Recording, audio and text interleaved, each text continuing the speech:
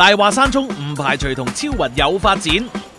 陳山聰瞞婚狠撇前妻，又唔認自己識超雲，兼傳被對方包養，繼被封為世紀賤男。唔知尋日心情點？特首收拾心情做嘢啦，其實都早幾日超雲幫你澄清喎。即係佢都想澄清翻，佢都唔係咩包養我啲咁。大佬佢係一個女仔22歲，係咪先？佢仲有好多路要行噶嘛，大佬人哋仲要拍拖噶。咁你哋係咩關係咧？成日聯絡㗎？你會唔會見下面㗎？唔會。咁電話 SMS 聯絡咧？冇。而家佢唔係咁講㗎啦。又唔係話好多聯絡，不過比之前係多咗1-2次聯絡咯。咁又未至於佢哋話增進感情咁犀利嘅，即係大家朋友關係咯，係。咁有冇機會升級做情侶啊？咁真係好難講嘅。冇又唔敢講，有又係啊，咁呢個世界好難講噶嘛，真係。